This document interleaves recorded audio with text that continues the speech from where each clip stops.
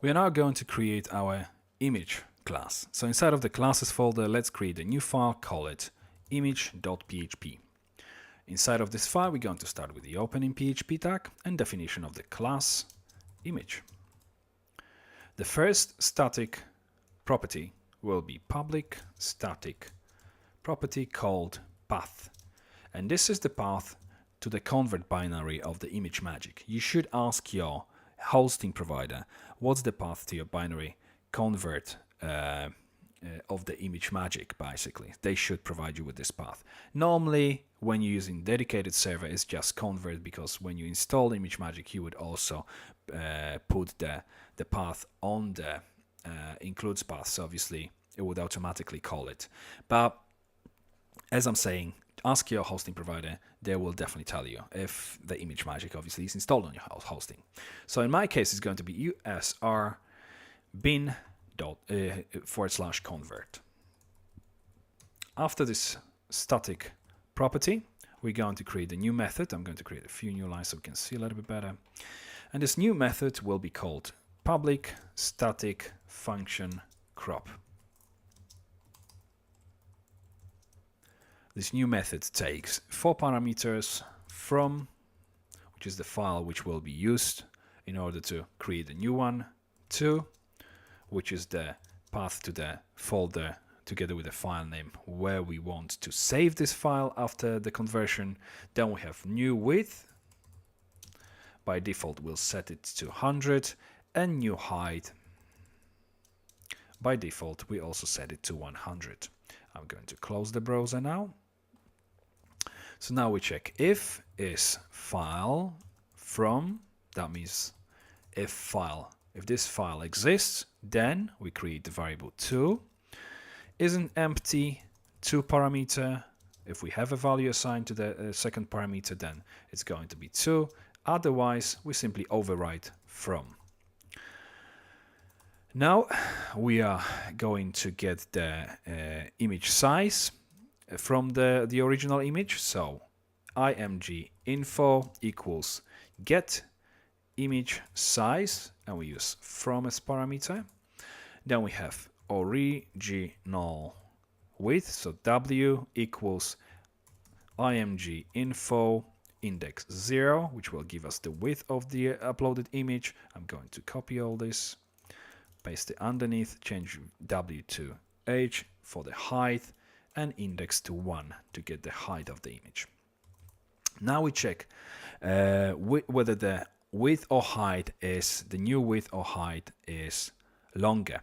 So longest new equals, if width is more than height, then width is our longest edge of the new image. Otherwise, it's going to be height. Then we have the same for the original. So longest original equals, I'm going to copy all this rather than typing because I tend to misspell things, is more than height, then the original width will be the longest. Otherwise, the original height will be the longest. Now we are checking if, and again, original longest original is more than longest new. That means that the uploaded image is bigger than the new image.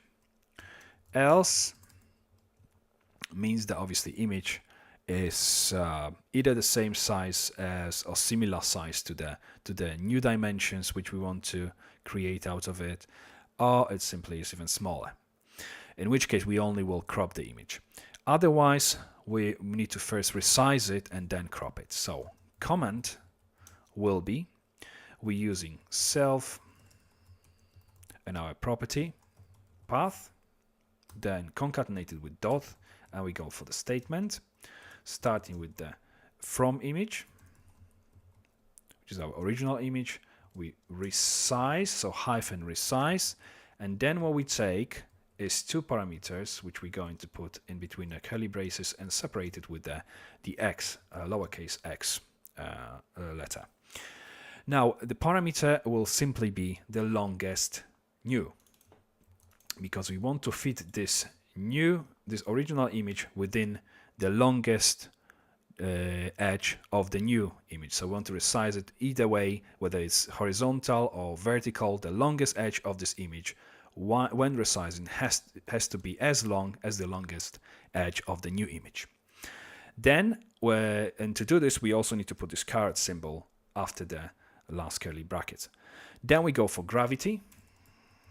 We want to crop it center, from a center. Then we have hyphen crop, and we provide the dimensions again, separated by X symbol, width, which is the new width, and height, which is the new height, then +0, +0.